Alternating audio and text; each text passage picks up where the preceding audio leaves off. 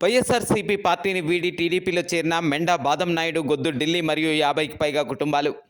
ఎన్నికల ప్రచారంలో భాగంగా సుందరపురం గ్రామం విచ్చేసిన ఉమ్మడి కూటమి అభ్యర్థి బగ్గు రమణమూర్తి, యువ నాయకులు బగ్గు సునీల్కి ఘన స్వాగతం పలికారు గ్రామస్తులు, నాయకులు. అనంతరం గ్రామంలో గల వీధుల్లో పర్యటించి ఇంటింటికి వెళ్లి ఉమ్మడి కూటమి మినీ మేనిఫెస్టో ప్రజలకు వివరించి మే 13వ తేదీన జరిగే ఎన్నికల్లో సైకిల్ గుర్తుపై ఓటు వేసి అఖండ మెజారిటీతో గెలిపించవలసిందిగా అభ్యర్థించారు. ఈ మేరకు మెండ బాదం నాయుడు, గొద్దు ఢిల్లీ, తమడ నారాయణరావు, త్రినాథరావు, పోగోటు రాము, జోనేల రాములు పార్టీ కండువా వేసి టీడీపీలోకి ఆహ్వానించారు. అధికారంకి వచ్చిన తర్వాత ప్రమాణం చేసి మాకు చెప్పమన్నారు. మళ్ళీ అధికారంకి వచ్చిన తర్వాత మా సోదరీమణులకి 18 సంవత్సరాలు తిరిగిన మహిళలకి ఎంతమంది ఇంట్లో ఉన్నాయి, అత్త కోడళ్ళు, మా ఆడపడుచులు అందరూ ఎంతమంది ఉన్నా, 3 ఉన్నా, 4 ఉన్నా, 2 ఉన్నా, ప్రతి వ్యక్తికి నెలకు 1500 చొప్పున నా అకౌంట్లో వేసి నెలకి సంవత్సరానికి 18,000 రూపాయలు వాళ్ళకి ఇవ్వడానికి కలిపి ఈ ప్రభుత్వం మహిళా శక్తి కింద నిర్ణయించడం జరిగింది.